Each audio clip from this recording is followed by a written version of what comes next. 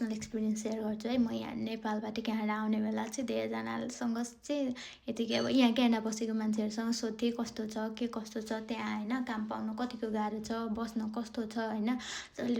धेरै जसोले, सबैले त भन्दिनँ है, धेरै जसोले चाहिँ नआऊ गाह्रो हुन्छ, त्योभन्दा राम्रो नेपाल बसेकै ठिक, नआऊ त्यस्तै त्यस्तै सल्लाह चाहिँ एडभाइस दिनुहुन्थ्यो।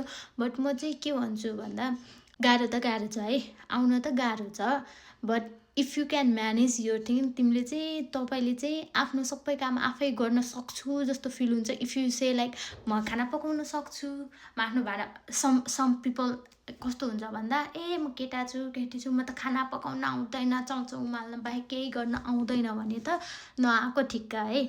But if you can manage your thing, if you feel like म इन्डिपेन्डेन्ट भएर बस्न सक्छु, दुःखलाई चाहिँ दुःख नमानेर दुःख गर्न सक्नुभयो भने या you can come Canada or any abroad, कुनै कन्ट्री जान सक्नुहुन्छ।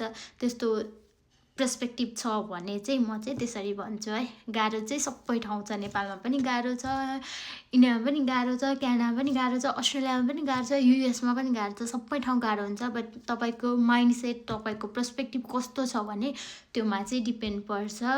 यु फिल गाह्रो, रियल गाह्रो कि तपाईँलाई चाहिँ सजिलो हुन्छ।